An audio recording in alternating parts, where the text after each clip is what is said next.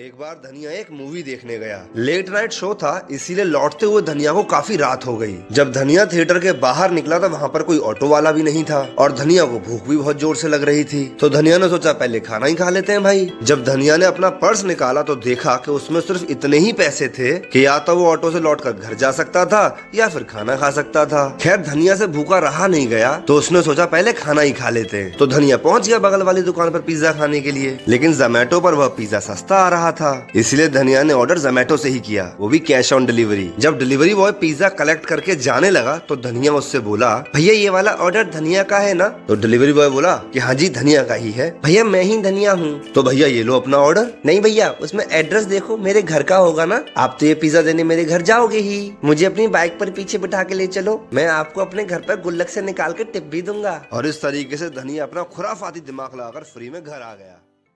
दोस्तों एक टीचर ने पूछा, बच्चों बताओ 1 किलो लोहा भारी है या 1 किलो कपास? तभी पिंटू बोला, सर लोहा भारी है। टीचर बोले, जब दोनों वस्तुओं का वजन 1 किलो है तो लोहा भारी कैसे हुआ? पिंटू बोला, नहीं सर लोहा ही भारी है। टीचर ने कहा, अरे तराजू के एक पलड़े पर 1 किलो लोहा रखो और दूसरे पलड़े पर 1 किलो कपास रखो, दोनों पलड़े एक बराबर समांतर में रहेंगे। पिंटू ने फिर से कहा, नहीं सर लोहा ही भारी है। टीचर ने कहा, अरे गधे दोनों का भार एक बराबर है। तभी पिंटू बोला, ठीक है सर, आप मुझे 1 किलो कपास फेंक कर मारिए और मैं आपको 1 किलो लोहा फेंक कर मारता हूँ, तब आपको समझ आएगा कि कपास और लोहे में भारी कौन सा है।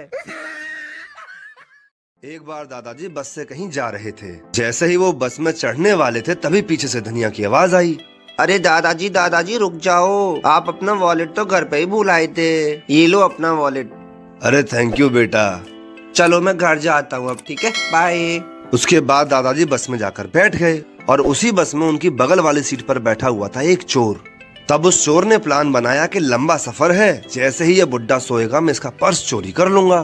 थोड़ी देर बाद चोर की आंख लग गई और जब उसकी नींद खुली तो उसने देखा कि दादाजी सो रहे हैं। वो तुरंत दादाजी के पास पहुंचा और उनकी सारी जेबें टटोल मारी, लेकिन उसको वॉलेट कहीं नहीं मिला। थक हार कर वो अपनी सीट पर आके बैठ गया।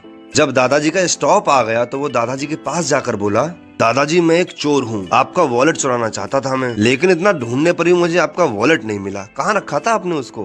मुझे तुम्हारी शक्ल देख के ही पता चल गया था कि तुम चोर हो, इसीलिए जब तुम सोए थे मैंने अपना वॉलेट तुम्हारी जेब में रख दिया था, समझ गए? भारत में बिस्कुट बनाने वाली केवल 2 कंपनियां ही फेमस है, एक है मारीगोल्ड, दूसरा है पार्ले जी।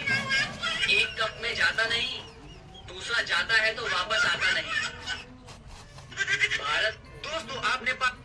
भारत में बिस्कुट बनाने वाली केवल 2 कंपनियां ही फेमस है, एक है मारीगोल्ड, दूसरा है पार्ले जी। एक कप में जाता नहीं, दूसरा जाता है तो वापस आता